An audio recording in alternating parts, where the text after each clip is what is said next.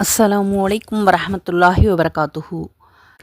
அல்லாஹுடைய மாபெரும் கிருபையினாலும் ரசூலுல்லாஹி ஸல்லல்லாஹு அலைஹி வஸல்லம் அவர்களுடைய துவா வர்க்கத்தினாலும் அல்ஹம்துலில்லாஹ் இதுவரை பல பயான்களை தந்திருக்கின்றேன். அனைவரும் சப்ஸ்கிரைப் செய்து கேட்ட உங்கள் அனைவருக்கும் அல்லாஹு தாலா அதற்குரிய நற்கூலியை தந்தருள்வானாக. உடல் ஆரோக்கியத்தையும் உள்ள நலத்தையும் தந்தருள்வானாக.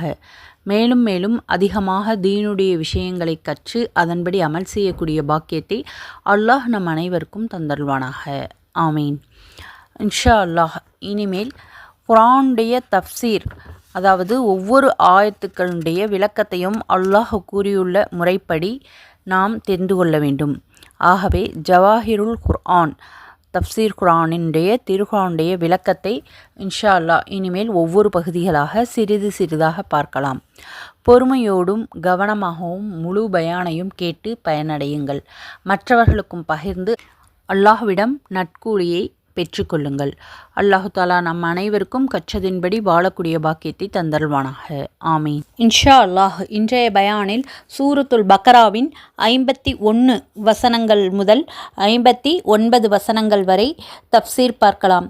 இந்த தஃப்சீரில் மூசா நபியுடைய 40 நாட்கள் காளை கன்றை தெய்வமாக்கிய இஸ்ராவேலர்கள், தௌராத் பழைய ஏற்பாடு, இஸ்ராவேலர்களுடைய தௌபா மற்றும் இஸ்ராவேலர்களுடைய பிடிவாதம், மேகம் நிழலிட்டது, மன்னு சல்வா, இன்னும் படை வீரர்களின் ஒழுக்க முறைகள், இஸ்ராவேலர்களின் கேலியும் கிண்டலும், இது போன்ற தலைப்புகளில் இந்த ஆயத்துக்களின் தஃப்சீர்கள் உள்ளன.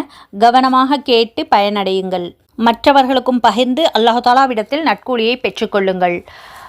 சூரத்துல் பக்கராவின் 51வது வசனத்தில் அல்லாஹ் கூறியிருக்கின்றான், இன்னும் தௌராத் வேதத்தை கொடுக்க மூசாவுக்கு 40 இரவுகளை வாக்களித்திருந்தோம்.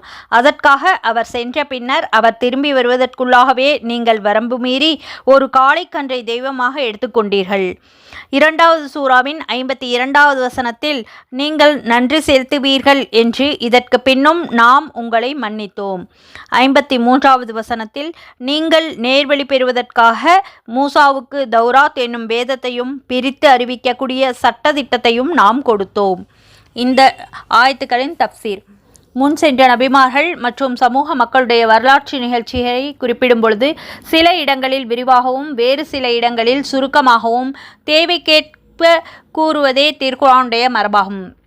முதலில் வரலாற்றை தெளிவாக புரிந்து கொண்டு பிறகு அதிலுள்ள படிப்பினைகளை உணர்வதே வரலாறுகளை எடுத்து உரைப்பதின் நோக்கமாகும். ஒரே நிகழ்ச்சியில் பல்வேறு அறிவுரைகள் அடங்கியிருப்பதும் உண்டு. அவற்றை உய்ந்துணர்ந்து வாழ்க்கையை சீர்திருத்திக் கொள்வது நம்முடைய கடமையாகும். மூசா நபி அவர்கள் செங்கடலை கடந்து அதற்கு வடக்கே உள்ள சினாய் தீபகற்பத்தை அடைந்தார். பிறவுனுடைய சமூக மக்களின் அடக்குமுறைகளிலிருந்து விடுதலை பெற்ற இஸ்ராவேலர்கள் சுதந்திரத்தின் சுகந்தத்தை அங்கே நுகர்ந்தார்கள். இப்போது இறையாட்சிக்கு தங்களை உட்படுத்தி கொள்ள அவர்கள் முன்வந்தார்கள். பிறவுனாகிய ஏகாதிபத்தியத்திலிருந்து தங்களை மீட்டு விடுதலை வாங்கி தந்த இறை தூதர் மூசா அலைஹி வஸல்லம் அவர்கள் மீது இஸ்ராவேலர்களுக்கு நம்பிக்கையும் விசுவாசமும் அதிகமாக இருந்தது. அல்லாஹ்வுடைய சட்டதிட்டங்களை தாருங்கள், அவற்றின்படி செயலாற்ற நாங்கள் சித்தமாக இருக்கின்றோம் என்று நபி மூசா அலைஹி வஸல்லம் அவர்களிடம் அவர்கள் கூறினார்கள். மூசா அலைஹி வஸல்லம் அவர்களுடைய 40 நாட்கள். நபி மூசா அலைஹி வஸல்லம் அவர்கள் இஸ்ராவேலர்களுடைய கோரிக்கையை இறைவன் முன் சமர்ப்பித்தார். அப்பொழுது 30 நாட்கள் நோன்பிற்கு வணக்க வழிபாட்டில் ஈடுபடுமாறும் பின்னர் வேத நூலை அருள்வதாகவும் அல்லாஹ் அறிவித்தான். பின்னர் மேலும் 10 நாட்கள் நோன்பிருக்குமாறு அல்லாஹ் கட்டளையிட்டான். 7வது சூறாவின் 142வது வசனத்தில் அல்லாஹ் கூறியிருக்கின்றான், மூசாவுக்கு நாம் 30 இரவுகளை வாக்களித்திருந்தோம். பிறகு அத்தோடு 10 இரவுகளை சேர்த்தோம். ஆகவே அவருடைய இறைவனின் வாக்குறுதி 40 இரவுகளாக பூர்த்தியாயிற்று. ஆகவே அது சமயம் மூசா தன் சகோதரர் ஹாரூனை நோக்கி, நீர் எனது மக்களுக்கிடையே என் இடத்திலிருந்து அவர்களை சீர்திருத்துவீராக, மேலும் விசமிகளுடைய வழியை நீர் பின்பற்றாதீர்கள் என்று கூறினார்கள். அதற்கிணங்க மொத்தம் 40 நாட்கள் நோன்பிருந்து வழிபாடு நடத்திய பிறகு தௌராத் என்னும் புனித வேதத்தை நபி மூசா அலைஹிஸ்ஸலாம் அவர்களுக்கு அல்லாஹ் கொடுத்தான். இது நடந்தது சினாய் தீபகற்பத்தில் உள்ள தூர் என்ற மலையில் ஆகும். சூயஸ் கால்வாயின் கிழக்கு கரையோரம் உள்ள மலையின் ஒரு பெயர் தூர் என்பது ஆகும். இதற்கு சினாய் மலை என்றும் கூறுவார்கள். கடல் மட்டத்திலிருந்து இதனுடைய உயரம் 6760 அடிகள் ஆகும். இவ்வாறு 40 நாட்கள் நோன்பிருந்து வணக்க வழிபாடு நடத்தச் சொல்லி நபி மூசா அலைஹிஸ்ஸலாம் அவர்களுக்கு அல்லாஹ் கட்டளையிட்டதிலிருந்து 40 நாட்கள் என்ற கால அளவிற்கு ஒரு முக்கியத்துவம் இருப்பதை உணர முடிகிறது. இறைவேதத்தை தாங்கிக் கொள்கின்ற மனப்பக்குவத்தை உருவாக்குவதற்காக 40 நாட்கள் நோன்பிருக்குமாறு அல்லாஹ் கட்டளையிட்டிருக்கலாம். நூல் குருதுபி. ஒட்டுமொத்தமாக 40 நாட்கள் நோன்பிருக்கச் சொன்னால் அது மலைப்பாக தெரியலாம் என்பதால் முதலில் 30 நாட்களும் பிறகு 10 நாட்களும் நோன்பு நோட்குமாறு அல்லாஹ் சொல்லியிருக்கலாம். நூல் ரூஹுல் பயான். இந்த புவியின் மீது வாழ்க்கையை எவ்வாறு அமைத்துக் கொள்வது என்று வழி தெரியாமல் திகைத்து கொண்டிருந்த இஸ்ராவேலர்களுக்கு அழகியதொரு வாழ்க்கை பாதையாக தௌராத் என்ற வேதத்தை அல்லாஹ் வழங்கினான். இந்த மாபெரும் அருளை நினைத்து பார்க்குமாறு இஸ்ராவேலர்களுக்கு அல்லாஹ் அறிவு புகட்டுகின்றான். அப்பால் அவர் அதனை பெறச் சென்ற பிறகு நீங்கள் காளை கன்றினை தெய்வமாக எடுத்துக்கொண்டதையும் நினைவு கூறுங்கள். புனித வேதத்தை பெற்று வருவதற்காக தூர் சினாய் மலைக்கு சென்ற நபி மூசா அலைஹிஸ்ஸலாம் அவர்கள் தாம் வாக்களித்த பிரகாரம் 30 நாட்களாகியும் திரும்பவில்லை. எனவே இந்த சந்தர்ப்பத்தை பயன்படுத்தி இஸ்ராவேலர்களை தவறான வழியில் திருப்ப அங்கே ஒருவன் முயன்றான். அவனுடைய பெயர் சாமிரி என்பதாகும். இவன் உண்மையில் நபி மூசா அலைஹிஸ்ஸலாம் அவர்களை இறைத்தூதர் என்று நம்பவில்லை. காளை கன்றை தெய்வமாக்கிய இஸ்ராவேலர்கள். செங்கடலை கடந்த வேளையில் இஸ்ராவேலர்களுக்கு உதவுவதற்காக வானவர் ஜிப்ரீல் அலைஹிஸ்ஸலாம் அவர்கள் வந்தார்கள். அவர் ஒரு புறவியில் வந்ததாக கூறப்படுகின்றது. நூல் இப்னு கதீர். இந்த புறவியின் பாதம் பட்ட இடங்களிலெல்லாம் புல் முளைத்ததை சாமிரி கண்டான். புறவியின் பாதம் பதிந்த மண்ணுக்கு உயிர்ப்பிக்கக்கூடிய சக்தி இருக்கலாம் என்று அவன் அனுமானித்தான். எனவே அதிலிருந்து சிறிது மண்ணை எடுத்து வைத்து கொண்டான். இதை பற்றி அல்லாஹ் தஆலா குர்ஆனில் 20வது சூராவின் 96வது வசனத்தில் அதற்கு அவன், அவர்கள் பார்க்காத ஒன்றை நான் பார்த்தேன். வானவ தூதர் காலடி மண்ணில் ஒரு பிடியை எடுத்து பசுவின் சிறையில் எறிந்தேன். அது சத்தமிட்டது. இவ்வாறு செய்யும்படியாக என் மனமே என்னை தூண்டியது என்று கூறினான். நபி மூசா அலைஹிஸ்ஸலாம் அவர்கள் திரும்பி வருவதில் காலதாமதம் ஏற்படுவதை கண்ட இஸ்ராவேலர்கள் குழம்பி போயிருந்தார்கள். அவர்களை மேலும் குழப்பத்தில் ஆழ்த்தி வழி தவற செய்வதற்கு சாமிரி திட்டமிட்டான். உங்களிடம் உள்ள தங்க ஆபரணங்களை என்னிடம் தாருங்கள், நான் உங்களுக்கு தெய்வத்தை காட்டுகின்றேன் என்று இஸ்ராவேலர்களிடம் சாமிரி கூறினான்.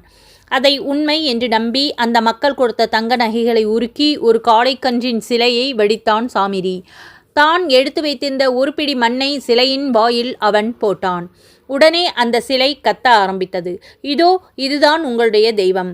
இதை விடுத்து தெய்வத்தை தேடி எங்கோ மூசா அலைந்து கொண்டிருக்கின்றார் என்று சாமிரி பிரச்சாரம் செய்தான். இதையும் நம்பிய இஸ்ராவேலர்கள் காளை கன்றின் சிலையை வழிபட தொடங்கி விட்டார்கள்.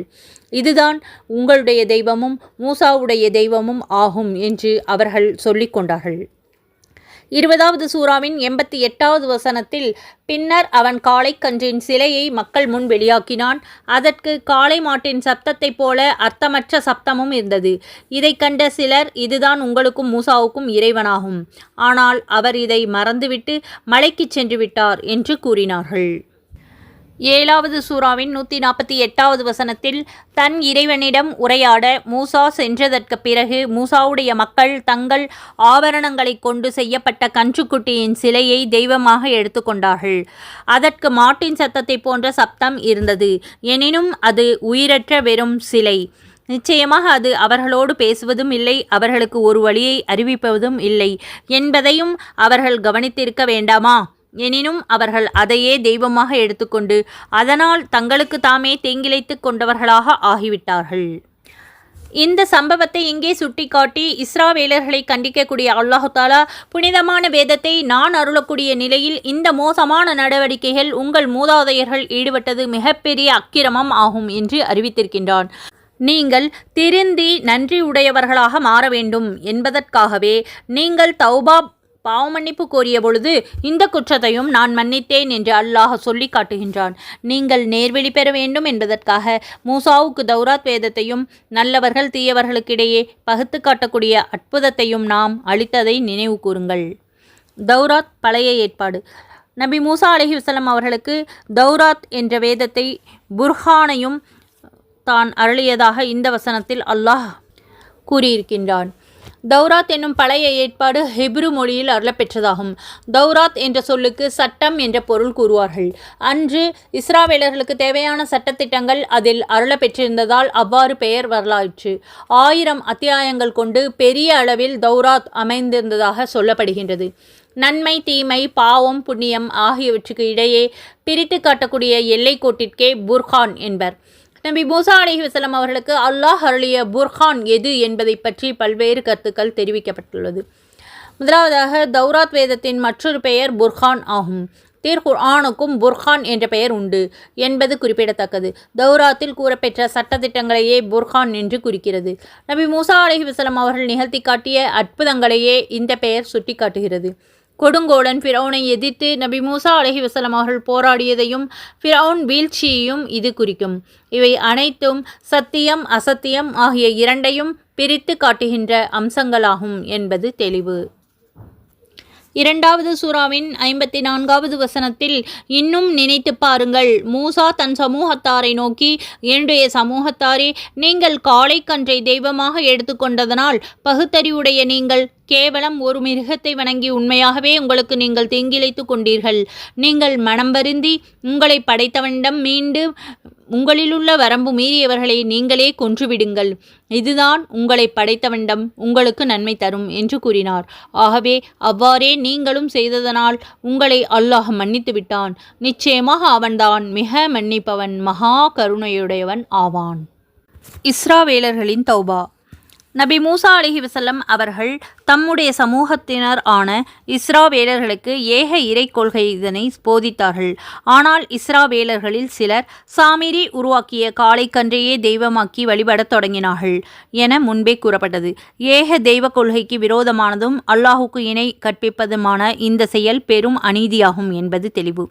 இந்த அநியாயம் களையப்பட வேண்டுமானால் ஏக இறைவனாம் அல்லாஹ்விடம் தௌபா பாவ மன்னிப்பு கோருவது ஒன்றே வழியாகும். இந்த இணை வைப்பு குற்றத்தை தான் மன்னிக்க வேண்டுமானால் காளை கொன்று வழிபட்ட மக்களை மற்ற நல்லவர்களை கொலை செய்துவிட வேண்டும் என அல்லாஹ் கட்டளையிட்டான். நூல் தப்சீர் இப்னு அப்பாஸ் மாஜிதி. அதிலும் இந்த குற்றத்தை இழைக்காத நன்மக்கள் குற்றம் இழைத்த தங்களுடைய உறவுக்காரர்களை கொலை செய்துவிட வேண்டும் என்பது அல்லாஹ்வுடைய ஆணை. இறை கட்டளை நிறைவேற்றப்பட்டது. காளை கன்றை வழிபட்ட பாவிகள் கொலை செய்யப்பட்டார்கள். இவ்விதம் 3000 பேர் வரை கொலை செய்யப்பட்டதாக பழைய ஏற்பாட்டில் காணப்படுகிறது. பிறகு நபி மூசா அலைஹிஸ்ஸலாம் அவர்கள் மக்கள் மீது இறங்கி அல்லாஹ்விடம் மன்றாடினார்கள். அதை அடுத்து அல்லாஹ் அந்த மக்களை மன்னித்து விட்டான். இந்த மன்னிப்பு என்னும் அருட்கொடையை இங்கே இஸ்ராவேலர்களை நினைவுபடுத்துகின்றான் இறைவன். 2வது சூராவின் 55வது வசனத்தில், மேலும் நீங்கள் மூசாவை நோக்கி, நாங்கள் அல்லாஹ்வை கண்கூடாக காணும் வரை உங்களை நம்பவே மாட்டோம் என்று கூறியபொழுது, நீங்கள் பார்த்து கொண்டிருக்கும் போதே உங்களை பூகம்பம் போன்ற பெரும் சப்தம் பிடித்து கொண்டது. 56வது வசனத்தில், நீங்கள் அந்த பெரும் சத்தத்தால் இறந்து விட்டதற்கு பின்னர் மீண்டும் நீங்கள் நன்றி செலுத்துவீர்கள் என்பதற்காக உங்களை நாம் உயிர்ப்பித்தோம். இஸ்ராவேலர்களுடைய பிடிவாதம். அல்லாஹ் அருளிய தௌராத் வேதத்தை பேர் வகையுடன் பெற்று வந்த நபி மூசா அலைஹிஸ்ஸலாம் அவர்கள் அதனை தம் சமூக மக்களிடம் காண்பித்து, இதுதான் அல்லாஹ் அருளியுள்ள வேதம், இதனை பின்பற்றி நடப்பது உங்கள் மீது கடமையாகும் என தெரிவித்தார்கள்.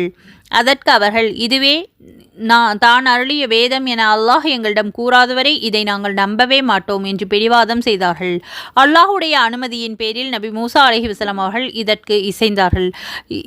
இஸ்ராவேலர்களுடைய 70 நபர்களை தேர்ந்தெடுத்து அல்லாஹ்விடம் பேச்சை அவர்கள் செவியுற வேண்டும் என்பதற்காக தூர் மலைக்கு நபி மூசா அலைஹிஸ்ஸலாம் அவர்கள் அழைத்துச் சென்றார்கள். அங்கே தௌராத் நான் அருளிய வேதமே ஆகும் என்று அல்லாஹ் கூறியதை அந்த 70 நபர்களும் செவிமடுத்தார்கள். இதற்கு பிறகும் இவ்வாறு கூறியது அல்லாஹ்தான் என்பதில் எங்களுக்கு உறுதி ஏற்படவில்லை. எனவே அல்லாஹவை நாங்கள் நேரில் காண வேண்டும் அவர்கள் குதர்க்கம் செய்தார்கள். உடனே அல்லாஹ் வேதனை இறக்கி வைத்தான். பேரிடி ஒன்று அவர்களை தாக்கியது. அவர்கள் மாண்டார்கள். பேரிடியின் அதிர்ச்சியால் அவர்கள் மூர்ச்சையாகி கீழே சரிந்தார்கள் என்று சிலர் பொருள் செய்கிறார்கள். இந்த வசனத்தில் காணப்படும் ஷாயிக்கத்து என்ற சொல்லுக்கு மரணம் என்ற மயக்க நிலை என்று அவர்கள் பொருள் கூறி, இதே பொருளில் 7வது சூராவின் 143வது வசனத்திலும் 39வது சூறாவின் 68 ஆகிய வசனங்களிலும் சாயிக என்ற சொல் ஆளப்பட்டிருப்பதை மேற்கோள் காட்டி இருக்கின்றார்கள். நூல் கபீர் இப்னு ஜரீர். 7வது சூறாவின் 143வது வசனத்தில் நாம் குறிப்பிட்ட இடத்திற்கு குறிப்பிட்ட நேரத்தில் மூசா வந்தபொழுது அவருடைய இறைவன் அவரோடு பேசினான். அப்பொழுது மூசா தன்னுடைய இறைவனை நோக்கி, என் இறைவனே, நான் உன்னை என் கண்ணால் பார்க்க விரும்புகிறேன். நீ உன்னை எனக்கு காண்பி என்று கூறினார். அதற்கு அல்லாஹு தஆலா, நேர்முகமாக என்னை காண உம்மால் ஒரு காலும் முடியாது. எனினும் இந்த மலையை நீர் நோக்குவீராக. அது தன்னிடத்தில் நிலைத்திருந்தார், பிறகு என்னை காண்பீர்கள் என்று கூறினான். அவருடைய இறைவன் அந்த மலையை தோற்றமளிக்கவே அது தவிடு பொடியாகிவிட்டது. மூசா அலைஹிஸ்ஸலாம் அவர்கள் திடுக்கிட்டு மூர்ச்சையாகி விழுந்து விட்டார்கள். அவர் தெளிவு பெறவே அல்லாஹ்வை நோக்கி, நீ மிக பரிசுத்தமானவன். நான் உன்னை பார்க்க கோரிய குற்றத்திலிருந்து விலகி உன்னிடம் மன்னிப்பு கேட்கின்றேன். அன்றியும் உன்னை நம்பிக்கை கொள்பவர்களில் நான் முதன்மையானவன் என்று கூறினார். 39வது சூறாவின் 68வது வசனத்தில் சூர் எக்காலம் ஊதப்பட்டால் வானங்களில் இருப்பவர்களும் பூமியில் இருப்பவர்களும் அல்லாஹ் நாடியவர்களைத் தவிர மூர்ச்சித்து மதி இழந்து விழுந்து அழிந்து விடுவார்கள். மறுமுறை சூர் ஊதப்பட்டால் உடனே அவர்கள் அனைவரும் உயிர் பெற்று எழுந்து நின்று அல்லாஹ்வை எதிர்நோக்கி நிற்பார்கள். இருப்பினும் அடுத்த வசனத்தில், நீங்கள் மாண்ட பிறகு மீண்டும் நாங்கள் உங்களை எழுப்பினோம் என்று அல்லாஹ் கூறுவதிலிருந்து இந்த 70 பேர்களும் இழித்தாக்கி மாண்டார்கள் என்றே தெரிகிறது. மாண்ட பிறகு உயிர் கொடுத்து எழுப்புவது அல்லாஹுக்கு எளிதே ஆகும். நூல் குர்துபி பைலாபி பஹர். பிறகு நபி மூசா அலைஹிஸ்ஸலாம் அவர்கள் அல்லாஹ்விடம் அவர்களை உயிர்ப்பிக்குமாறு வேண்டினார்கள். அவர்கள் திருந்துவதற்கு மீண்டும் ஒரு வாய்ப்பளிக்கும் வகையில் அல்லாஹ் அவர்களுக்கு உயிர் கொடுத்தான். இந்த பேருபகாரத்தை சுட்டிக்காட்டி தனக்கு நன்றி செய்யுமாறு இஸ்ரவேலர்களை அல்லாஹ் தூண்டுகின்றான். 2வது சூறாவின் 57வது வசனத்தில், மேலும் நாம் உங்களுக்கு மேகம் நிழலிடும்படி செய்து உங்களுக்கு உணவாக மன்னு சல்வா என்ற 2 வகை உணவையும் இறக்கி வைத்து அவர்களை நோக்கி, நாம் உங்களுக்கு அளித்து வரக்கூடிய பரிசுத்தமான இவற்றை புசித்து வாருங்கள் என்று கட்டளையிட்டிருந்தோம். எனினும் நம் கட்டளைகளை மீறிய அவர்கள் நமக்கொன்றும் தீங்கிழைத்து விடவில்லை, தங்களுக்கு தாமே தீங்கிழைத்து கொண்டார்கள். மேகம் நிழலிட்டது. இஸ்ரவேலர்களுக்கு அல்லாஹ் அருளிய மாபெரும் அருட்கொடைகளில் ஒன்று பாலைவனத்தில் சிக்கி தவித்த அவர்களுக்கு மேகங்களை நிழலிடச் செய்ததும் சுவை மிகுந்த உணவை கிடைக்கச் செய்ததும் ஆகும். இது உலக வரலாற்றில் எவருக்குமே கிடைக்காத மாபெரும் பேறு என்று கூறலாம். எகிப்தில் இருந்து வெளியேறிய இஸ்ரவேலர்கள் தங்களுடைய முன்னோர் வாழ்ந்த ஜெருசலம் செல்ல வேண்டும் என்பதே பழைய திட்டம். இதன்படி ஜெருசலம் செல்லுமாறும் அங்கே தாங்கள் குடியேறுவதை ஜெருசலம் மக்கள் தடுத்தால் அவர்களோடு போர் தொடுக்கவும் தயாராக இருக்குமாறும் இஸ்ரவேலர்களுக்கு நபி மூசா அலைஹிஸ்ஸலாம் அவர்கள் அழைப்பு விடுத்தார்கள்.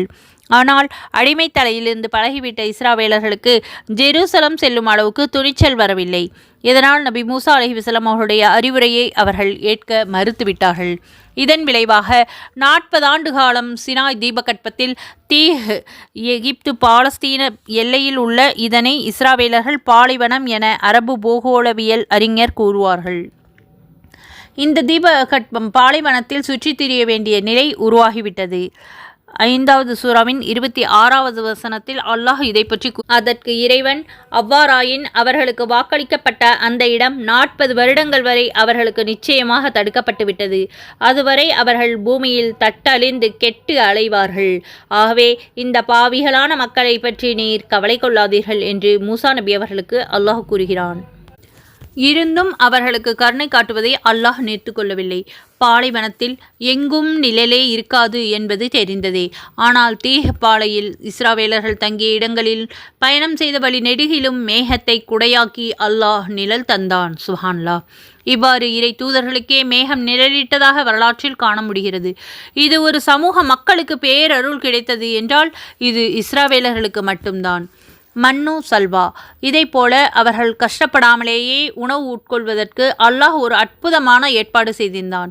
இரவில் பனிக்கட்டி போன்றதொரு உணவு பண்டம் பாலையில் வந்து விழுகும். அதனை எடுத்து புசித்தால் ஹல்வா போன்று மதுரமாக இருக்கும். சுப்ஹானல்லாஹ். சுவை மிக்கதாக இருக்கும்.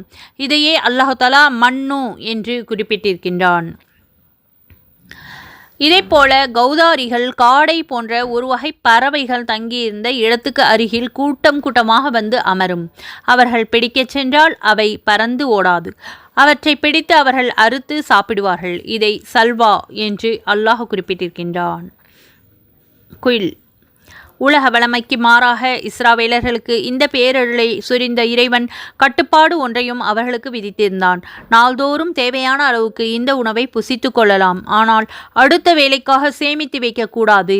அவர்களுக்கு இந்த உணவு கிடைத்து கொண்டே இருக்கும். இதுவே அல்லாஹ் விதித்த நிபந்தனையாகும். ஆனால் இறை மீது நம்பிக்கையின்றி இறையை சேமிக்கத் தொடங்கினார்கள். இஸ்ராவேலர்கள் இதற்கு பேராசையோ நம்பிக்கையின்மையோ காரணமாக இருந்திருக்கலாம். அல்லாஹ்வுடைய ஆணையை அவர்கள் அலட்சியப்படுத்தியதால் அவர்களுக்கு கிடைத்து வந்த இனிமையான உணவு தடைப்பட்டது. இதை சுட்டிக்காட்டும் முகமாகவே இதன் மூலம் அவர்கள் நமக்கொன்றும் தீங்கிழைத்து விடவில்லை, மாறாக தமக்கு தாமே தீங்கிழைத்து கொண்டார்கள் என்று அல்லாஹ் கூறியிருக்கின்றான். இறை கட்டளையை அவர்கள் மதித்து நடந்திருந்தால் தொடர்ந்து உட்கார்ந்து கொண்டே அவர்கள் சாப்பிட்டிருக்கலாம். இதை நினைவில் நிறுத்தி நன்றி விசுவாசத்தோடு நடந்து கொள்ளுமாறு இஸ்ராவேலர்களுக்கு அல்லாஹ் அறிவுரை பகர்கின்றான். 5வது சூராவின் 66வது வசனம். தௌராத்தையும் இன்ஜீலையும் அவர்களுடைய இறைவனிடமிருந்து அவர்களுக்கு இறக்கப்பட்ட மற்றவற்றையும் உண்மையாகவே அவர்கள் பின்பற்றி நிலை நிறுத்தி வந்தால் எவ்வித கஷ்டமும் இன்றி அவர்களுக்கு மேல் வானத்திலிருந்தும் அவர்களுடைய பாதங்களின் கீழ் பூமியில் இருந்தும் புசிப்பார்கள். ஆனால் அவர்களில் சிலர்தான் நேர்மையான கூட்டத்தினர்களாக இருந்தார்கள். அவர்களில் பெரும்பான்மையானவர்கள் செய்யக்கூடிய காரியங்கள் மிகவும் கெட்டவையாக இருக்கின்றன. 2வது சூராவின் 58வது வசனத்தில் மேலும் உங்கள் மூதாதையர்களை நோக்கி, நீங்கள் இந்த நகருக்கு சென்று அதில் உங்களுக்கு விருப்பமான இடத்தில் விருப்பமானவற்றை தாராளமாக புசியுங்கள். அதன் வாயிலில் நுழையும் பொழுது தலை குனிந்து செல்லுங்கள். ஹித்தத்துன், எங்கள் பாவச்சுமை நீங்குக என்று கூறுங்கள். உங்கள் குற்றங்களை நாம் மன்னித்து விடுகின்றோம். நன்மை செய்தவர்களுக்கு அதன் கூலியை அதிகப்படுத்தியும் கொடுப்போம் என்று நாம் கூறியிருந்தோம். 59வது வசனத்தில், ஆனால் வரம்பு மீறிக்கொண்டே வந்த அவர்கள் தங்களுக்கு கூறப்பட்ட வார்த்தையை மாற்றிவிட்டு கூறப்படாத ஒரு வார்த்தையை ஹிந்தத்துன், கோதுமை என்று கூறினார்கள். இவர்கள் இவ்விதம் மாற்றி கூறி பாவம் செய்ததனால் வரம்பு மீறிய அவர்கள் மீது வானத்திலிருந்து வேதனையை இறக்கி வைத்தோம். இஸ்ராவேலர்கள் தீஹ் என்னும் பாலைவனத்தில் இருந்த வேளையில் அங்கேயே முதலில் ஹாரூன் அலைஹிவஸல்லம் அவர்களும் நபி மூசா அலைஹிவஸல்லம் அவருடைய சகோதரர் நபி ஹாரூன் அலைஹிவஸல்லம் அவர்கள் ஆவார்கள். அடுத்த 1.5 ஆண்டுகளுக்கு பிறகு நபி மூசா அலைஹிவஸல்லம் அவர்களும் இறைவனடி சேர்ந்தார்கள். நூல் மாரிஃபுல் குர்ஆன். இன்னா லில்லாஹி வ இன்னா இலைஹி ராஜிஊன். நபி மூசா அலைஹிவஸல்லம் அவர்கள் உயிரோடு இருந்தவரை தீஹையே சுற்றி வந்த இஸ்ராவேலர்கள் பாலஸ்தீனம் செல்லவே இல்லை. நபி மூசா அலைஹிவஸல்லம் அவர்கள் இறந்த பிறகு யுசௌ பின் நூன் அவர்கள் நபியாக்கப்பட்டார்கள். அவர்களுடைய காலத்தில்தான் எப்படியும் பாலஸ்தீனத்திற்குள் நுழைந்துவிட வேண்டும் என்று உறுதியாக இஸ்ராவேலர்களுக்கு பிறந்தது. இந்த நோக்கத்தை அடைய போர் புரியவும் அவர்கள் தயாராகி இருந்தார்கள். ஜெருசலத்திற்கு கிழக்கே அரிஹா பாலஸ்தீனத்தில் உள்ள பழமையான நகரம். இந்த ஊர் மீது போர் தொடுத்த இஸ்ராவேலர்கள் அதனை கைப்பற்றினார்கள். இந்த அரிஹா நகரை பற்றியே இந்த வசனத்தில் அல்லாஹ் குறிப்பிட்டிருக்கின்றான் என்பது பெரும்பாலோருடைய கருத்தாகும். வேறு நகரங்களாகவும் இருக்கலாம் என்பது சிலருடைய கருத்தாகும். படை வீரர்களுடைய ஒழுக்க முறைகள். இங்கே படை வீரர்கள் கடைபிடிக்க வேண்டிய ஒழுக்க முறை ஒன்றை அல்லாஹ் போதிக்கின்றான். எதிரிகளை வீழ்த்தி ஒரு நாற்றை வெற்றி கொண்டு அதனுள் நுழையும் பொழுது பணிவோடு வீரர்கள் நடந்து கொள்ள வேண்டும். அத்துடன் அவர்களது முழக்கம் யா அல்லாஹ், எங்கள் பாவச்சுமையை இறக்குவாயாக என்று அமைய வேண்டும். குறிப்பாக இப்போது நடந்த போரில் நாங்கள் புரிந்த குற்றங்களை மன்னிப்பாயாக, ஆமீன் என்ற முறையில் அவர்களது பிரார்த்தனை அமைய வேண்டும். இதன் மூலம் இந்த வெற்றி அல்லாஹ் அளித்ததே, நம் திறமையால் கிடைத்ததல்ல என்ற இறை நம்பிக்கை வீரர்களுடைய உள்ளங்களில் உறுதியாக ஏற்படும். அகந்தையும் ஆணவமும் அவர்களை விட்டு அகன்றுவிடும். அண்ணல் நபி ஸல்லல்லாஹு அலைஹி வஸல்லம் அவர்கள் தன் தோழர்களுக்கு இந்த பணிவையே திரு மக்கா வெற்றியின் பொழுது போதித்தார்கள். இஸ்ராவேலர்கள் அரிஹாவை வெற்றி கொண்டு அதனுள் நுழைந்த பொழுது இந்த ஒழுக்கத்தை கடைபிடிக்குமாறு அறிவுறுத்திய அல்லாஹ் இதில் தேவையான பயிர்களை வேளாண்மை செய்து தாராளமாக புசித்து கொள்ள அனுமதி வழங்கினான். மேலும் கட்டுப்பாட்டோடு நடந்து கொண்டால் முன்னேற்றம் காணலாம் என்று அல்லாஹ் கூறினான். ஆனால் அநீதி இழைத்து வந்த அவர்களோ தமக்கு கூறப்பட்ட சொல்லுக்கு மாறான வேறொரு சொல்லை மாற்றி கூறினார்கள். இஸ்ராவேலர்கள் தங்கள் வலிமைக்கேற்ப இப்போதும் இறை ஆணையை மீறினார்கள். அரிஹா நகருக்குள் நுழையும் பொழுது, யா அல்லாஹ், எங்கள் பாவ சுமையை இறக்குவாயாக என்று பணிவோடு கூறி செல்ல வேண்டும் என்று அல்லாஹ் கட்டளையிட்டிருந்தான். ஆனால் அவர்கள் வேறொரு முழக்கத்தை எழுப்பிக் கொண்டு நகருள் புகுந்தார்கள். அது அல்லாஹ் சொல்லிக் கொடுத்த ஹித்தத்துன், பாவச்சுமையை இறக்குவாயாக என்ற வார்த்தையை அதன் பொருளை சுட்டக்கூடிய வேறு வார்த்தையும் அல்ல. இஸ்ராவேலர்களுடைய கேலியும் கிண்டலும். மாறாக கேலியும் கிண்டலும் கலந்த ஒரு சொல்லை சொல்லிக்கொண்டு நகைத்தவர்களாக நகருக்குள் பிரவேசித்தார்கள். இவ்விதம் இறை கட்டளையை அவர்கள் மீறியதின் காரணத்தினால் காலரா போன்ற கொடிய நோயை அவர்கள் மீது ஏவிவிட்டு அல்லாஹ் அவர்களை தண்டித்தான். இதிலிருந்து மார்க்கம் சொல்லித்தந்த அதே அமைப்பிலேயே நமது துஆக்கள், பிரார்த்தனைகள் அமைவது அவசியமாகும் என்று நாம் தெரிந்து கொள்ள வேண்டும். குர்ஆன் மற்றும் ஹதீஸில் கூறப்பெற்றுள்ள சொற்களை நம் விருப்பத்திற்கேற்ப மாற்றுவது பெரிய குற்றமாகும். அல்லாஹும் அவனுடைய தூதர் நபி ஸல்லல்லாஹு அலைஹி வஸல்லம் அவர்களும் சொல்லிக் கொடுத்த துஆக்களில் கருத்து செறிவு இருக்கும். எனவே அதனையே நாம் பயன்படுத்த வேண்டும். மேலும் கருத்து சிதைவு ஏற்படும் அளவிற்கு அதை மாற்றுவது ஹராம், விலக்கப்பட்ட செயலாகும் என்பதையும் இந்த வசனம் தெளிவுபடுத்துகிறது. நூல் மாரிஃபுல் குர்ஆன். அல்ஹம்துலில்லாஹ். இதுவரை சூரத்துல் பக்ராவின் சில வசனங்களுடைய தஃப்சீர்களை விளக்கமாக பார்த்தோம். மூசா நபி அவர்களுடைய வரலாறு நம்முடைய பயான்களில் பிளேலிஸ்டில் சென்று நபிமார்கள் வரலாறு என்ற தலைப்பில் உள்ள பயானில் இருக்கின்றது. தெளிவாக புரியும்படி இருக்கும். இன்ஷா அல்லாஹ் அதனையும் கேட்டு பயனடையுங்கள். அல்லாஹு தாலா நம் அனைவருக்கும் நபி ஸல்லல்லாஹு அலைஹி வஸல்லம் அவருடைய ஒவ்வொரு சுன்னத்துக்களையும் பேணி நடக்கக்கூடிய பாக்கியத்தை தந்தருவானாக. ஆமீன். குர்ஆனை பொருளறிந்து அதனுடைய விளக்கத்தையும் தஃப்சீரையும் தெரிந்து கொண்டு அதன்படி கேட்டு அதன் வாழ்க்கை முறையில் நாம் கடைபிடித்து வரக்கூடிய பாக்கியத்தை அல்லாஹு தாலா நமக்கு தந்தருவானாக. ஆமீன். அல்லாஹு தாலா நபி ஸல்லல்லாஹு அலைஹி வஸல்லம் அவர்கள் மீது அதிகமாக ஸலவாத் ஓதக்கூடிய பாக்கியத்தை நமக்கு தந்தருவானாக. ஆமீன். திக்ர் செய்யக்கூடிய நாவையும் சுக்குர் செய்யக்கூடிய மனதையும் தந்தருவானாக. ஆமீன். தீனுடைய ஒவ்வொரு விஷயத்தையும் ஆர்வமாக கற்றுக்கொள்ளக்கூடிய பாக்கியத்தை அல்லாஹ் நமக்கு தந்தருவானாக. ஆமீன். கற்ற கல்வியின்படி அமல் செய்யக்கூடிய பாக்கியத்தை தந்தருவானாக. ஆமீன். தொழுகையை அந்தந்த நேரத்தில் தவறாமல் தொழுகக்கூடிய பாக்கியத்தை தந்தருவானாக. ஆமீன். அல்லாஹு தாலா நம் அனைவருக்கும் ஈமானோடு வாழச் செய்து ஈமானோடு மரணிக்கச் செய்வானாக. ஆமீன். முஹம்மது நபி ஸல்லல்லாஹு அலைஹி வஸல்லம் அவர்கள் நமக்காக எந்த கயரெல்லாம் கேட்டார்களோ அந்த அனைத்து கயரையும் அல்லாஹ் நமக்கு தந்தருவானாக. ஆமீன். நம் அனைவருக்கும் அல்லாஹு தாலா ஹஜ்ஜை நசீவாக்குவானாக. ஆமீன். சொர்க்கத்தை வாஜிபாக்கி நரகத்தை ஹராமாக்குவானாக. ஆமீன். கற்ற கல்வியின்படி அமல் செய்யக்கூடிய பாக்கியத்தை தந்தருவானாக. ஆமீன். நாம் கற்ற கல்வியை பிறருக்கும் எத்தி வைக்கக்கூடிய பாக்கியத்தை தந்தருவானாக. ஆமீன். அல்ஹம்துலில்லாஹ். இதுவரை பொறுமையாக பயான் கேட்டு மற்றும் துஆக்களுக்கு ஆமீன் சொன்ன உங்கள் அனைவருக்கும் அல்லாஹு தாலா அதற்குரிய நட்குழியை தந்தருவானாக. ஆமீன். ஜஸாக்கல்லாஹு ஹைரன் கசீரா. அஸ்ஸலாமு அலைக்கும் வரஹ்மத்துல்லாஹி வபரகாத்துஹு வ மஹ்ஃபிரத்துஹு.